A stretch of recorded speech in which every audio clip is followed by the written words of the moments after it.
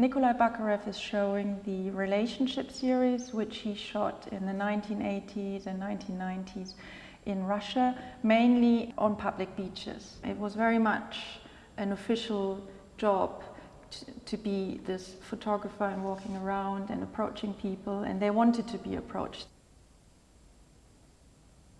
People would view these images mainly when he was showing the selection to them of the images to buy. So that was not in an institutional context or exhibition, that was separate. So it was very much them then buying the picture as a memory of a day out with their family or friends, groupings.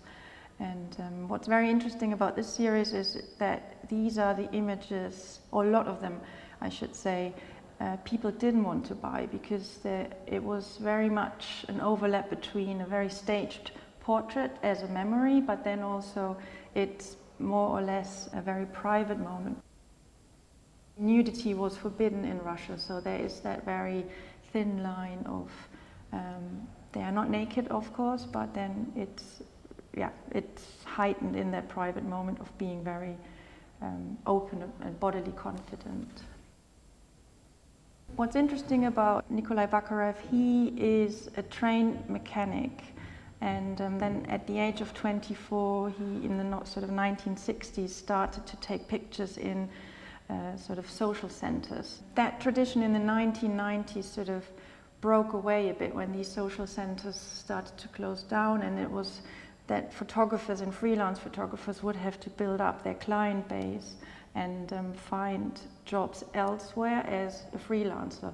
So that meant that he was sort of shooting weddings or in kindergarten, in schools, in public spaces and events, but it was much more self-organized.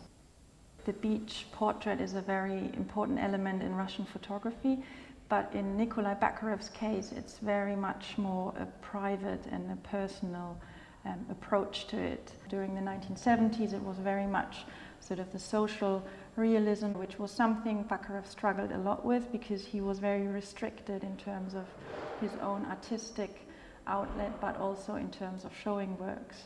It was difficult for photographers to show their work.